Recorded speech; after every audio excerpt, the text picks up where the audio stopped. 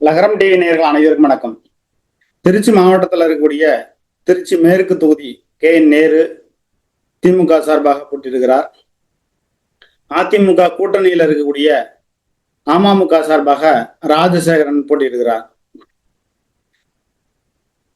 இங்க அமமுக மாவட்ட செயலாளர் செந்தில்நாதன் உழைக்கிறதுல ஒரு பாதி கூட அதிமுக மாவட்ட செயலாளர் உழைக்கல.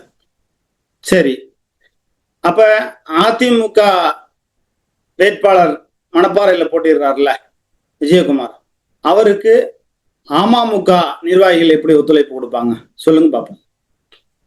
அப்ப துரோகங்கள், பச்சை துரோகங்கள் இந்த அதிமுக நடக்குது. மக்கள் ஆட்சி மாற்றத்தை விரும்புறாங்க. ஒரு விஷயத்த நல்லா தெரிஞ்சுங்க, மக்கள் ஆட்சி மாற்றத்தை விரும்புறாங்க, கட்சிக்காரவங்க விரும்பல. ஆட்சி மாற்றம் வந்துச்சுன்னா நம்ம பெரிய அளவுக்கு சம்பாதிக்கிறோமோ இல்லையோ, அசால்ட்டா 2% நேரு கமிஷன் கொடுத்துட்றாரு. அப்புறம் அதை விட என்ன, கரும்பு தின்ன கூலியா, துரோகம் தான் நமக்கு கை வந்த கலையாச்சே அப்படின்னு சொல்லி அதிமுக சார்ந்தவர்கள் பண்றாங்க.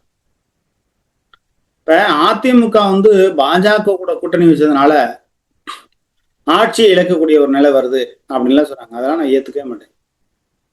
திமுக அதிமுக மாறி மாறி தான் ஆட்சிக்கு வரும். அதுதான் தமிழ்நாட்டோட தலையெழுத்து. திருச்சி கிழக்கு தொகுதியில அமமுக மாவட்ட செயலாளர் செந்தில்நாதன் கடுமையா ராஜசேகரனுக்கு உழைக்கிறார். அதே நேரத்துல தினகரன் பாஜக 330 கோடியோ 350 கோடியோ பணம் வாங்கியிருக்கீங்கல்ல, மனசாட்சி இருக்கா அவங்களுக்கு? அதுல ஒரு 20 கோடி முக்கியமான தொகுதி தானே மாவட்ட செயலர் செந்தில்நாதன் மூலியமா கொடுத்து ஒரு 15 கோடிய செலவு பண்ணா கூட நேருவை வீழ்த்திடலாம். ஆனா காசு கொடுக்கறதுக்கு தினகரனுக்கு மனசு இல்லை. கையை அறுத்துக்கிட்டா கூட சுண்ணாம்பு தராத கேவலமான கும்பலா இருக்கீங்கிறத நினைச்சு பார்க்கும்போது வேதனையா இருக்கு. தினகரனுக்கு அவர் ஜெயில இருக்கும்போது நான் தான் தினகரன் பேரவைன்னு ஆரம்பிச்சு ஒரு 50,000 பேரை கட்டமைப்பு பண்ணி உழைச்சேன். உழைச்ச எனக்கு என்ன பதவி கொடுத்தார்? சரி, பதவி கொடுக்கல. திருச்சிக்கு வர்றாருல்ல, எத்தனையோ முறை வந்திருக்காருல்ல, நமக்காண்டி இந்த பேரவை துறவன் நான் திருச்சியில ஒருத்தன் கணப்பா, அவனை கூப்பிடுங்கப்பா, ஒரு மரியாதை நிமித்தமா கூட சந்திக்கலாம்ல. நன்றி கெட்ட உலகம். இந்த மன்னார்குடி கும்பல் மாதிரி கேவலமான கும்பல் எங்கேயுமே கிடையாது. ஆனா துரோகத்தால் வீழ்த்தப்பட்டார்கள் அம்மையார் சசிகலான்னு நம்ம சொல்றோம். அந்த அம்மாவுக்கு ஆதரவா துரோகங்கள் நிறைய நடந்திருக்கு அப்படிங்கிற செய்தியை நம்ம தொடர்ந்து போட்டுட்டு இருக்கோம். அந்த அம்மா திருச்சி வர்றாங்க, அவங்களுடைய ஆதரவாளர்களா வச்சு எங்க திருச்சியில ஒருத்தர் நமக்காண்டி பேசிட்டு இருக்காரு, அவரை கூப்பிட்டு மரியாதை நிமித்தமா சந்திப்போம். ஒன்றும் கிடையாது. இந்த முக்குளத்தூர் சமுதாயத்திற்கு கிடைச்ச வீடு இவங்கெல்லாம். இவங்களால ஒரு 5,000 பேர் பணக்காரங்க இருக்கும், 5 லட்சம் பேர் 5,000 பேர். ஆனா அந்த முக்குளத்தூர் இனத்திற்கு என்ன ஒரு மயிரும் கிடையாது. அப்ப உழைத்தவர்கள் எல்லாம் இவர்கள் அவமதிக்கிறார்கள், நிராகரிக்கிறார்கள். செந்தில்நாதனுக்கு சீட்டு கொடுத்து ஒண்ணு ஒரு 20 கோடி பணத்தை கொடுத்துருக்கணும். சரி, ராஜசேகர் கொடுத்துறீங்க, அவரும் தமிழ் கொடி சாதி தான். அப்ப தொகுதிக்கு ஒரு 20 கோடி கொடுத்து நேர தோக்கடிக்கிறதுக்கு உண்டான வேலையை பார்க்கணும்ல. பணம் கொடுக்காம தேர்தலில் ஜெயிக்கலாம், அதெல்லாம் தப்பு. இந்த நியாயம், இந்த வெங்காய மயர்லாம் பேசக்கூடாது. தினகர பாஜக கிட்ட 350 கோடி 300 கோடி பணம் வாங்கினாரா இல்லையா? இதை மாணிக்கராஜா கேட்டதுனால அவங்களுக்குள்ள வாக்குவாதம் வாயா பொய்யாங்கிற லெவலுக்கு கடுமையான வாக்குவாதம் வந்துச்சா இல்லையா? அப்ப தினகரன் எதுக்காக வேண்டி கட்சி நடத்துறார்? தேர்தலுக்கு தேர்தல், கலெக்ஷன், கரப்ஷன், கலெக்ஷன், இதுதான். இதை தவிர ஒண்ணும் கிடையாது. திருச்சி மேற்கு தொகுதி நல்லா இருக்கு. நேரு தோற்கக்கூடிய வாய்ப்புகள் இருக்கு. நேரு பொண்ணை வைக்கிறாரு, நீங்க பொண்ணை வைக்கிற இடத்துல பூ வைக்கணும். பொண்ணுன்னா பொண்ணு கிடையாது, நகை ஆபரணம் சொல்றாங்களா அந்த மாதிரி. பூவோடு சேர்ந்து நாரும் மணக்கும் வாங்க. இங்க பூ யாரு, நாறு யாரு? அதிமுகவுக்கு சீட்டு கிடைச்சிருந்தா எப்படி இருந்திருக்கும்? அதிமுக சீட்டு கிடைச்சிருந்தா சீனிவாசனுக்கு ஒரு 50 கோடியாவது நேரு கொடுத்துருப்பாரு. இந்தப்பா வேலை பார்க்காம படுத்துக்க, இப்போ ஒரு லிமிட்டா சில கோடிகள் கொடுத்துருப்பாரு.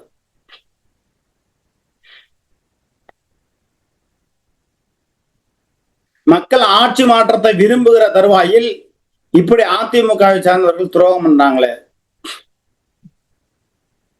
ஆக தொங்கு நிலையில ஆட்சி வரப்போகுது.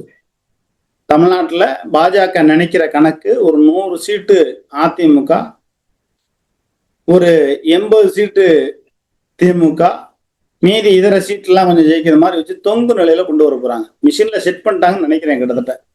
அதற்கான சூழ்நிலைய அமித்ஷா உருவாக்குவார். ஏன்னா மக்களும் நம்பணும்ல, விஜய் பாரியா அந்த திமுக ஓட்டெல்லாம் பிரிச்சு தொங்கு நிலையில கொண்டு வந்துட்டாரு. அப்படியான ஒரு சூழலை உருவாக்குகிறார்கள். சரி, அது மேல்மட்ட அரசியல். தினகரன் போன்றவர்கள் இந்த முக்குளத்தூர் சமுதாயத்துல பிறந்தது முக்குளத்தூர் சமுதாயத்தை வாழ வைக்கவா, அசிங்கப்படுத்தவா, அவமானப்படுத்தவா? இதை நான் யாரு சொல்லியும் செய்தி போடலங்க. இந்த ரங்கராஜ் பாலண்டாரை பத்தி அண்ணன் தினகரனுக்கே தெரியும். உழைத்தவர்களை அவமதித்து, உழைத்தவர்களை நிராகரித்து, வெற்றிவேலுக்கு அந்த நிலைமை, மேலூர் சாமிக்கு அந்த நிலைமை, மாணிக்கராஜாவுக்கு அந்த நிலைமை,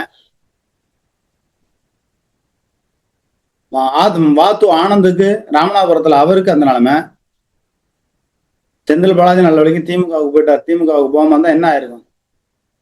செந்தில்நாதன் மாதிரி கடன்ல தான் இருந்திருப்பாரு. செந்தில்நாதன் பல கோடி ரூபாய் கடன்ல இருக்காரு, எனக்கு தெரியும்.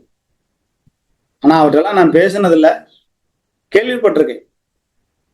இப்படி தினகரன், சசிகலா, ஓபிஎஸ் கஞ்சத்தனமா இருந்து அரசியல் நீங்க என்ன பண்ண போறீங்க? இப்ப கூட அம்மையார் சசிகலா அவர்கள் நிப்பாட்டு இருக்க வேட்பாளர்கிட்ட ஒரு சில பேர் 5 லட்சம் 10 லட்சம் பணம் வாங்கியிருக்காங்க. பணம் பொறிக்க நாயி. இது கேவலமா இல்ல? அம்மையார் சசிகலாவோட பினாமி 2 பேர் நீங்க இருக்கு திருச்சியில இருக்கீங்களே, கோவிந்தா, அப்புறம் பாய் ஒருத்தர் இருக்காரு.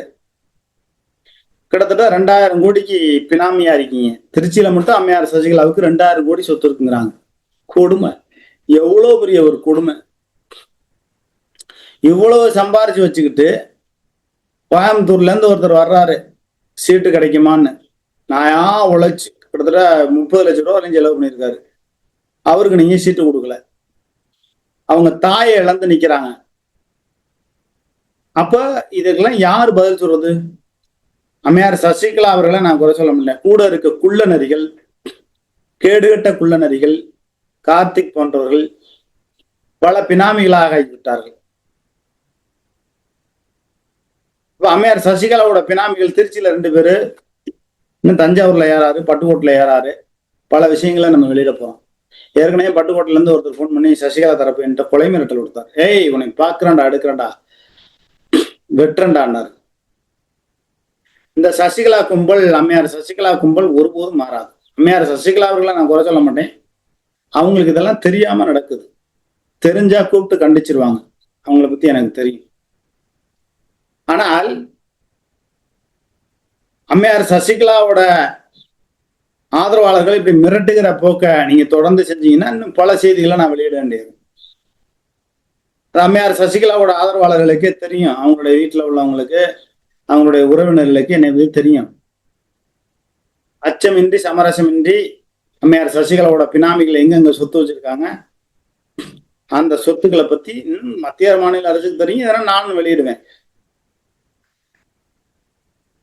அதாவது முக்குளத்தூர் சமுதாயத்துல பிறந்த ஸ்ரீதர் வாண்டையார் அன்னதான பிரபுன்னு பேர் எடுத்திருக்கார்.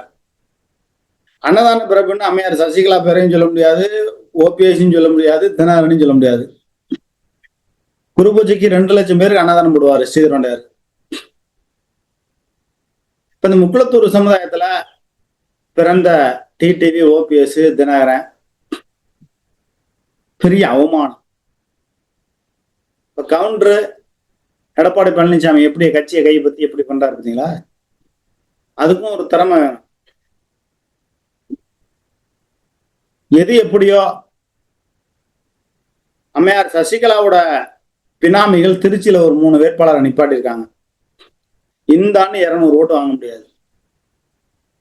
அப்ப எதுக்கு இவங்க எல்லாம் திருச்சியில 2000 கோடிக்கு உங்களுடைய பினாமியா எதுக்கு இருக்காங்க? தினகரனுக்கு எவ்வளவு பினாமி இருக்கீங்கல்ல. செந்தில்நாதனுக்கு சீட்டு கொடுத்து ஒரு 20 கோடி கடன்ல இருக்காருல, அவர் ஏற்கனவே 20 கோடி சீட்டு கொடுத்து நேர தோக்கடிச்சு வாப்பான்னு கொடுக்கலாம். சரி, இப்ப செந்தில்நாதனுக்கு சீட்டு கொடுத்துறீங்க, ராஜசேகரனுக்கு சீட்டு கொடுத்துறீங்க. உங்களுக்காண்டி தானே ராஜசேகரன் உழைக்கிறாரு, செந்தில்நாதன் மாவட்டத்தில் உழைக்கிறாரு. இப்ப அவருக்கு ஒரு 20 கோடி பணத்தை கொடுத்து நேரு கொடுக்கறதுல பாதி பணம் கொடுத்தா கூட ராஜசேகரன் ஜெயிச்சிடலாம். அப்ப இன்னும் நாட்கள் இருக்கு. அவங்க நினைச்சாங்கன்னா எப்படி வேணாலும் பணத்தை இறக்கலாம். இன்னும் தினகரன் வீட்டுல இருந்து கட்டுக்கட்டா கொண்டு வர போறது இல்லை. திருச்சியில இப்படி கண் அசைவில் இப்படி கண்ணை காமிச்சு விட்டா நாளை காலையில கொண்டு போய் 10 கோடி மாவட்ட செந்தில்நாதன் ஒப்படைக்கலாம். மீதி இருக்கிறத போட்டு செலவு பண்ணாங்கன்னா நேர தோக்கடிச்சிடலாம். ஆனா நேர தோக்கடிக்கணுங்கிற எண்ணம் டிடிவி தினகரனுக்கு சுத்தமா கிடையாது. ஆக இந்த 2026 சட்டமன்ற தேர்தல் மட்டும் இல்ல, எப்போதுமே மன்னார்குடி கும்பலா நம்பாதீங்க. அம்மையார் சசிகலாவை நான் குறை சொல்லலை, ஆனா தினகரனையும் ஓபிஎஸையும் குறை சொல்லுவேன். ஆனா அம்மையார் சசிகலாவோட தரப்பு அவங்க கூட இருக்கிறவங்க சீட்டு வாங்கி தரேன்னு சொல்லி 5 லட்சம் 10 லட்சம்னு ஒரு 50 பேர்த்துக்கு ஆடைய போட்டிருக்காங்க. அதுபோல முன்னாள் அதிமுக அமைச்சர்கள்ட்ட அண்ணே உங்களுக்கு தொகுதியில டம்மியான வேட்பாளர் போட்டேன், நமக்கு ஒரு கட்டிங் போட்டுருங்கண்ணே அப்படின்னு சொல்லி சில கோடிகள் போட்டிருக்காங்க. கேவலமா இருக்கு. பேரெல்லாம் சொல்லி செய்தி போடணுமா? ரொம்ப நியாயமா யோக்கியமா பேசுறதெல்லாம் அதெல்லாம் அந்த கம்பு சுத்துற வேலையெல்லாம் நம்மள்ட்ட ஆகாது. நீங்க யாராட்ட பேசிட்டு இருக்கீங்க, எவ்வளவு ரேட்டு பேசிட்டு இருக்கீங்க, திருச்சியில இருக்கக்கூடிய பினாமிகள் என்னென்ன பண்றாங்க. அப்ப இந்த முக்குளத்தூர் சமுதாயத்திற்கு அரசியல் எதிர்காலம் இனி எக்காலமும் இல்லை. ஸ்ரீதர்வான் முக்குளத்தூர் சமுதாயத்துல கல்லர் மரவர் அகுமுடைய சேர்வை இவங்க பண்றவங்களாம் ஸ்ரீதர்வாண்டியார் கூட போங்க, நல்ல மனுஷன். இயற்கை விவசாயம், நீர் மேலாண்மை, இதை பத்திலாம் ரொம்ப தத்துவமா பேசக்கூடியவர். விவசாயிகளுக்கு ஒண்ணுன்னா குரல் கொடுக்கிறவரு.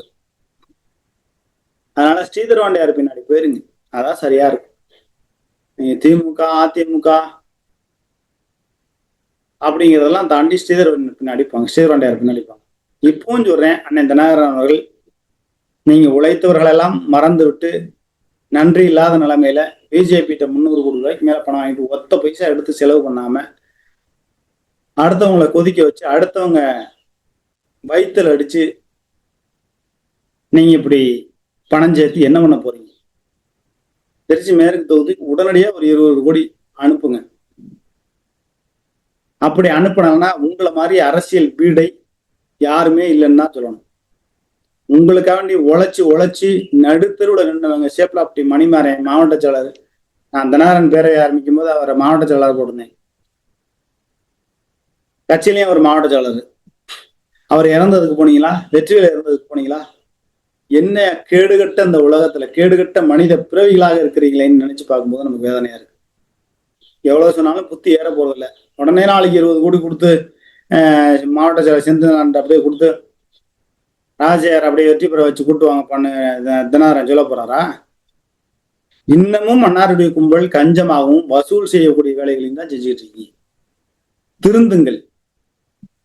ஒரு நாள் தேவைப்படக்கூடிய அரிசி 100 கிராம் 150 கிராம், கடைசியில போகும்போது வாக்கரிசி கைப்பிடி அரிசி, இதை தாண்டி ஒண்ணும் இல்லை. உங்களுடைய பினாமிகளை கூட செலவு பண்ண வச்சு நல்ல வேட்பாளரா திருச்சியில போட முடியல. யாரும் நந்தகுமாரம் திருச்சி கிழக்கு தொகுதியில யாரு வேட்பாளர்னே தெரியல. லால்குடியில ஒரு அம்மா கேட்டா அவங்களுக்குலாம் நான் காசே கொடுக்கல அப்படின்னு சும்மா பீலா விடுறது. அதெல்லாம் எப்படி போச்சு என்ன ஏது எல்லாரும் தெரியுமோ தெரியாத மாதிரியே கம்பி கட்டுற வேலையெல்லாம் நம்மகிட்ட சொல்றாங்க. எத்தனை பேர் என்கிட்ட போன் பண்ணி அம்மையார் சசிகலாவோட ஆதரவாளர் புலம்புறாங்க தெரியுமா? ஐயோ இந்த அம்மா பின்னாடி போனதுக்கு நாங்க பிஜேபி திமுக அந்த மாதிரி கட்சிக்கு போயிருந்தா கூட எங்களுக்கு நஷ்டமா தான் இருந்திருக்காது. வீட்டுல எங்க அம்மாவை இழந்திருக்க மாட்டேன், எங்க அப்பா இழந்திருக்க மாட்டேன், தாயை இழந்திருக்க மாட்டேன், பொண்டாட்டியை இழந்திருக்க மாட்டேன், நகையை இழந்திருக்க மாட்டேன், சொத்தை இழந்திருக்க மாட்டேன், நிம்மதியாவது இருந்திருப்பேன் அப்படிங்கிறாங்க. சரி, எத்தனை பேர் கடன்ல இருக்காங்கன்னு கூப்பிட்டு அம்மையார் சசிகலா சப்போர்ட் பண்ணுவாங்க? அவங்க பினாமி சப்போர்ட் பண்ணுவாங்களா? எவந்தாலியார்த்தாவது செலவு பண்ணணும் அரசியல் தான் நடப்பாங்களே தவிர இங்க அரசியல்ல விசுவாசத்துக்கு இங்க முக்கியம் இல்லாம போச்சு. அதனால தினகரன் ராஜசேகரன் அவர்களுக்கு உடனடியாக மாவட்ட செயலர் செந்தில்நாதன் மூலியமாக ஒரு 20 கோடி கொடுத்து செலவு பண்றதுக்கு உண்டான அனைத்து வேலைகளையும் செஞ்சு நேர தோக்கடிக்கிறதுக்கு உண்டான வேலையை பார்ப்பாரா? அல்லது இவரும் எடப்பாடி பழனிசாமியும் நேருவும் லிங்க்ல இருக்கிற மாதிரி, சீனிவாசன் மாவட்ட செயலாளரும் நேருவும் லிங்க்ல இருக்கிற மாதிரி, நேருவுக்கும் தினகரனுக்கு லிங்க் இருக்கா அப்படிங்கிற ஒரு கேள்வி நமக்கு ஆரம்பத்துல இருந்தே எழுது. அப்படி லிங்க் இல்லை, தொடர்பு இல்லை அப்படின்னா ஒரு 20 கோடியை கொடுத்து நேரடியாக அங்கேருந்து திருச்சியில இருந்து சொல்றதுக்கு சொன்ன ஆள் இருக்கு. ஏன்னா அம்மையார் சசிகலாவுக்கும் டிடிவி தினகரனுக்கும் இன்ன லிங்க் இல்லாமலாம் இல்லை, அதெல்லாம் சும்மா நடிப்பு, எங்களுக்கு தெரியும் அப்படின்னு. திருச்சியில் இருக்கக்கூடிய அந்த பகுதினா அவர்கிட்ட ஒரு 10 கோடி, கோவிந்தாங்கிறவர்கிட்ட ஒரு 10 கோடி கொடுத்து அமமுக மாவட்ட செயலர்கிட்ட கொடுத்தாப்பா நேர தோக்கடிங்கன்னு சொல்லலாம். நேருவுக்கும் அம்மையார் சசிகலாவுக்கும் லிங்க் இருக்கு. அதாவது அரசியல் ரீதியிலான சில விஷயங்கள் இருக்கு. எம்என் நடராஜன் இறந்து போன பொழுது KN நேரு போனாரு, 3/4 மணி நேரம் அம்மையார் சசிகலாட்ட பேசிட்டு இருக்காங்க. எப்ப அப்படி எல்லாருமே 3/4 மணி நேரம் போய் அங்க போய் பேசிக்கிட்டு இருந்தா, அப்புறம் கேதம் வீட்டுல ஒரு பெரிய காரியம் நடந்த வீட்டுல என்ன எத்தனை மணி நேரம் பாடியை வீட்டுல வச்சுக்கிட்டே இருக்குது? 3/4 மணி நேரம் அம்மையார் சசிகலாட்ட KN நேரு பேசுறாரு. இப்ப இதெல்லாம் ரொம்ப நமக்கே சங்கடமா இருக்கு. தமிழ்நாட்டு அரசியல் இப்படி மலிவா போயிட்டு இருக்கே அப்படின்னு. அம்மையார் சசிகலா துரோகத்தால் வீழ்த்தப்பட்டார், மாற்று கருத்து இல்லை.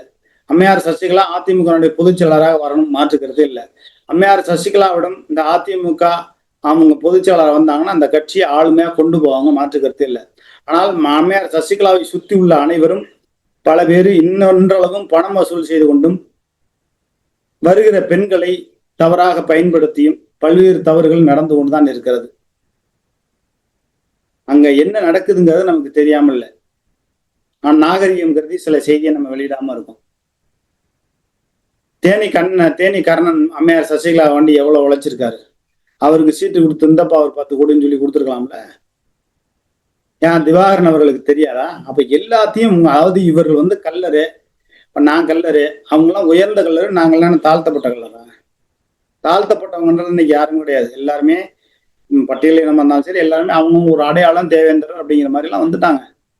நாடாரு, அவங்கெல்லாம் நாடார், ஒரு கௌரவமான ஒரு ஜாதியா இன்னைக்கு அவங்க ஒரு உலக அளவுல பொருளாதாரத்தை ஈட்டி முதலீட்டுல பெரிய அளவுக்கு வந்துட்டாங்க. எந்த சாதியும் நான் தவறா சொல்லலை. ஆனா அம்மையார் சசிகலா, டிடிவி தினகரன், ஓ பன்னீர்செல்வம் இவங்கெல்லாம் இன்னும் கல்லர்ல மரவர்ல உயர்ந்தவர்கள் போல. நீங்க பணத்துலதான் உயர்ந்தவர்கள், மற்றபடி குணத்துல மற்றவங்களை விட நீங்க கீழானவர்கள் தான். அம்மையார் சசிகலா ஒருவரை பகடக்காயா பயன்படுத்தி சில குள்ள நரிகள் அம்மையார் சசிகலாவோட பினாமிகள்கிட்ட பணம் போட்டு கொள்ளையடித்துக் கொண்டு இருக்கிறார்கள். அது போன்ற செய்திகளை தேர்தல் முடிஞ்ச பிறகு நிச்சயம் வெளியிடும். இப்ப வெளியிட்டோம்னா அந்த அம்மாவுக்கு கெட்ட பேர் வந்துடும்.